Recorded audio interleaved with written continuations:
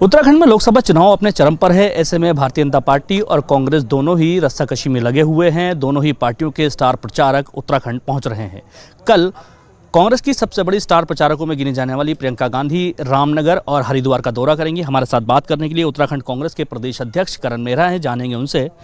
Sir, star प्रचारकों की जो फौज भाजपा ने उतारी है, उसके मुकाबले आपकी एक स्टार प्रचारक अभी प्रदेश पहुंची हैं।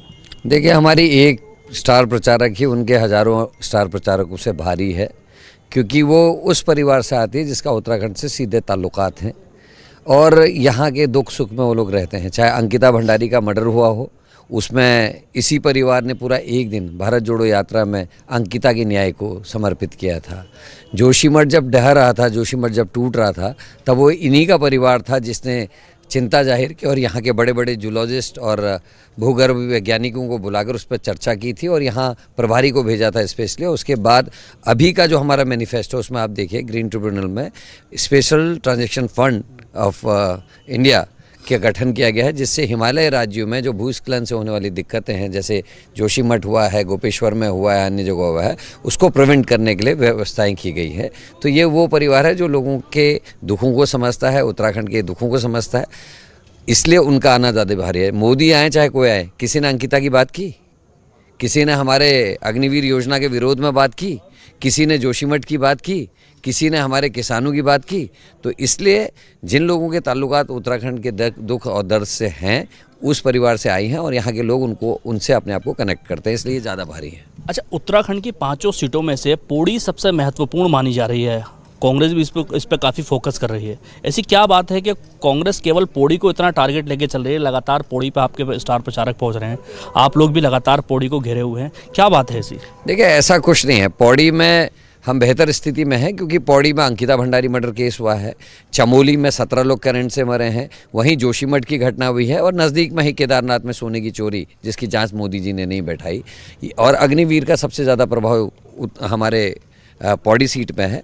लेकिन हम 5 सीटों में बराबर मेहनत कर रहे हैं और 5 सीटों में रिजल्ट आप देखिएगा बहुत अच्छा और कांग्रेस के पक्ष में आने वाले हैं। और पौड़ी के अलावा कल मैडम तो हरिद्वार के रुड़की में भी मीटिंग कर रही हैं। तो आप लोगों के नज़रिए से कुछ और बात है, हमारे नज़रिए में हमारे लिए 5 सीटें महत्वपूर्ण हैं और गणेश गोदियाल जी बहुत बेहतर चुनाव लड़ रहे हैं, इसमें कोई शक नहीं। टिहरी पर जो भारतीय जनता पार्टी की कैंडिडेट हैं इस समय, महारानी राज्य लक्ष्मी शाह, उनका बड़ा विरोध देखा जा रहा है। कुछ सैनिकों ने उनका विरोध करने की कोशिश की, जिसके बाद उनके साथ धक्का मुक्की भी हुई। तो ये मामला काफ़ी चर्चाओं में है और कांग्रेस भी इसको काफ़ी प्रमुखता से उठा रही है। अगर इतनी ही खराब स्थिति थी वहाँ पर, तो कोई मजबूत कैंडिडेट आप क्यों नहीं दे पाए उनके सामने, ताकि उस चुनाव को भी आप मजबूती से लड़ पाते? नहीं, आपको कैसे लग रहा है कि हमारा कैंडिडेट कमज़ोर है? सीनियर हैं, 2 बार के विधायक हैं, 2 बार के मसूरी से चेयरमैन रहे हैं, क्रिकेट एसोसिएशन में वो हैं, तो कमज़ोर कैंडिडेट नहीं है। और उनको आप अभी कमज़ोर मान रहे हैं, लेकिन गांव इलाके के लोग उनको अपना समझते हैं और उनकी जो पृष्ठभूमि है वो उस सीट में बहुत मुफीद है। और आप देखिएगा रिजल्ट जो है ज्योति सिंह गुनसोला के पक्ष में ही आएगा।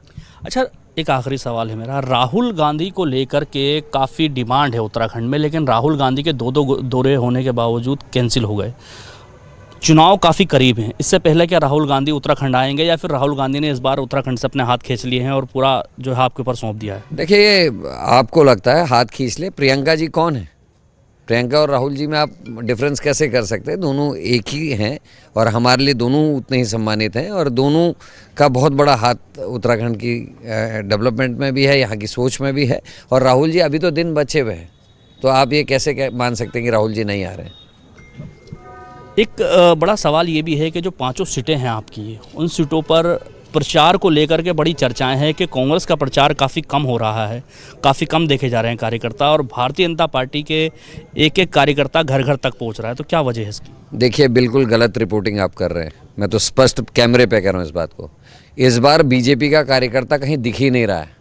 इस बार दिख रहा है तो कांग्रेस का कार्यकर्ता दिख रहा है। जिनके सांसद 5-5 साल के कार्यकाल में, 10-10 साल के कार्यकाल में नहीं दिखे, उनका कार्यकर्ता किस मुंह से जाएगा? लोग पूछ तो रहे वो कहाँ है जिसको जिताया था। लोग पूछ रहे इससे पहले वाले को भी जिताया था, वो कहाँ है? नैनीताल में स्थिति यह है, दोनों सांसद जो रहे हैं उन दोनों की शक्ल नहीं दिखे लोगों ने। और प्रकाश जोशी हर घर हर इलाके में पहुंच गए हैं और हर कार्यकर्ता पहुंच रहा है। इस समय जिस तेज़ी से कांग्रेस का कार्यकर्ता कर रहा है, उस तेज़ी से बीजेपी का कार्यकर्ता ग्राउंड में कहीं नहीं दिखाई दे रहा है। नैनीताल से सांसद अजय भट्ट ने आपके प्रत्याशी के खिलाफ आरओ से शिकायत की है कि वो झूठा प्रचार कर रहे हैं हमारे खिलाफ, जबकि उनका कहना है कि मैंने 83,000 से ज़्यादा काम अपनी लोकसभा में किए हैं और उन कामों को गिनने के बजाय कांग्रेस के प्रत्याशी, उनका कहना है कि मैंने अपनी सांसद निधि खर्च नहीं कर पाया। ये तो कागजों में है कि सांसद ने अपनी कितनी प्रतिशत धनराशि खर्च की है। कागज झूठ नहीं बोल रहे हैं। अखबारों ने जो लेख लिखे हैं उसी पे हमारे प्रत्याशी ने बात रखी है। और क्या गलत लिखा है उन्होंने लिखा कि अग्निवीर का विरोध होना चाहिए था। कुमाऊं और गढ़वाल रेजिमेंट का घर है ये उत्तराखंड, और यहीं से अजय भट्ट जी हैं, क्यों नहीं विरोध किया? वो कहते हैं कि रिजांगला, जिसके लिए हमारे शैतान सिंह जी ने अपनी जान दी, और रिजांगला में हमारे पूरी यूनिट में से 200 लोगों की यूनिट होती है, उसमें से 6 लोग, केवल 6 जवान बचे थे रिजांगला की लड़ाई में। उस रिजांगला को यूं ही दे दिया वापस, क्यों नहीं विरोध किया? जिस रानीखेत से उनको विधायक बनने का मौका मिला, उस रानीखेत में रिजांगला की धरोहर के रूप में एक रिजांगला ग्राउंड है, कम से कम उसी को याद करके रोक लेते। तो ये नाकामी है। पूरे 5 क्यों कहने की ज़रूरत पड़ी अजय भट्ट को कि मेरी जो कमियां हैं उसका खामियाजा मोदी जी को मत देना, उसकी सज़ा मोदी जी को मत देना। इसका मतलब खुद में अजय भट्ट जी इस बात को लेकर चिंतित हैं कि उन्होंने जो काम नहीं किए और लोग उनसे नाराज़ हैं, इसलिए वो मोदी जी के नाम का सहारा ले रहे हैं। हमारे कैंडिडेट की जहाँ तक बात है वो सच बोल रहे हैं। उन्होंने जो 8 प्रश्न अजय भट्ट से पूछे उसका उत्तर दे देना। आरोप लगाने से या शिकायत करने से कोई फ़र्क नहीं पड़ता। कैसा लग रहा है चुनाव इस बार, मतलब कितनी सीटें जीत पाएंगे, आपका क्या भरोसा? 5 में से 5 सारी सीटें जीतेंगे। और आपने जो कहा, कई चीज़ें आपने ऐसी कह दी भाई कि कार्यकर्ता नहीं दिख रहा। मुझे तो यहाँ अभी 9 बज गया, इस समय भी कार्यकर्ता दिखाई दे रहा है, जहाँ जहाँ कार्यकर्ता दिखाई दे रहे हैं। ये भी एक कहावत है हमारे यहाँ, रावण रथी भी रथ रघुवीरा के रखा है। जहाँ बीजेपी का अकूत संपत्ति है, जो सुप्रीम कोर्ट के आदेश के बाद SBI की जब जांच हुई और जो इलेक्टोरल बॉन्ड की बात आई है, उससे साबित होगा कि क्या हुआ है। कांग्रेस के खाते सीज किए गए, कांग्रेस को परेशान किया गया, हमारे संसाधनों को रोकने की कोशिश हुई है। तो इस समय साधन नहीं है। साधन नहीं होने के बाद भी कांग्रेस का कार्यकर्ता चने खाकर पानी पीकर प्रचार कर रहा है और बीजेपी को पानी पिलाने का काम करेगा। आपके 2-3 जो उम्मीदवार हैं वो जनता से पैसे मांग रहे हैं, चाहे गणेश गोदियाल हों, हरीश रावत हों या और अन्य हों, उनके पास पैसे ही ख़त्म हो गए हैं। तो चुनाव के लिए जनता से पैसे मांगे जा रहे हैं, QR कोड जारी किया, बैंक अकाउंट जारी कर रहे हैं, ऐसा कैसे हो रहा है? मतलब नहीं, ये इसमें गलती क्या है? जिससे वोट मांग रहे हैं उसी से पैसे भी मांगने, दिक्कत कहाँ है? क्या इसमें मनाही है? कोई कानूनी रोक टोक है? इलेक्टोरल बॉन्ड से किसको पैसे मिले हैं? हम तो जनता से मांग रहे हैं ना, जिसके सामने जाने में शर्म नहीं होनी चाहिए। हमारी तो जो है देवता जो है जनता ही है। देवता ही हमारे को जहाँ पहुँचाएगा वहाँ पहुँचाएगा। हमारी जो जनता जनार्दन है उस पर हम मांग रहे हैं।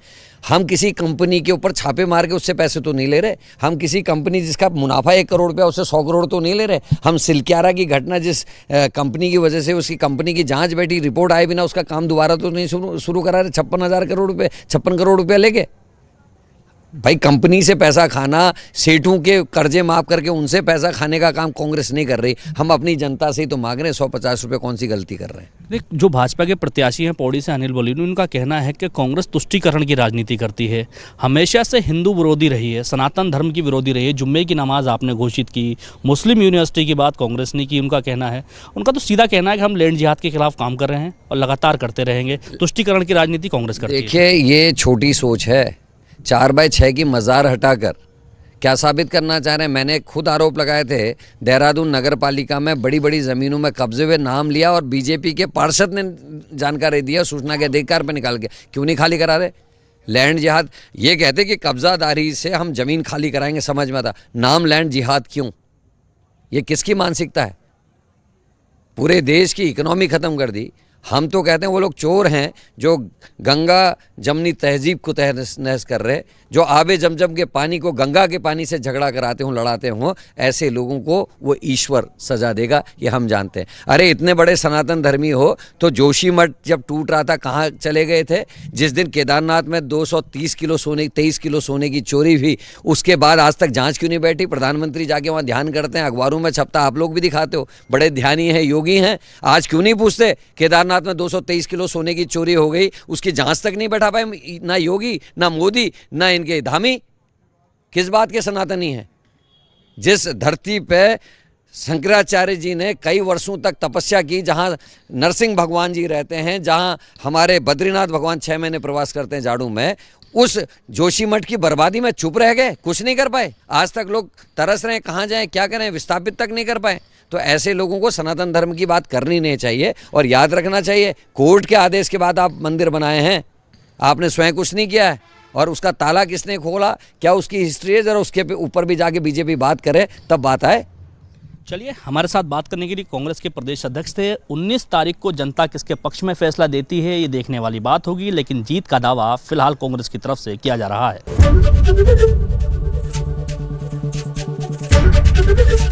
एबीपी गंगा, खबर आपकी, जुबान आपकी।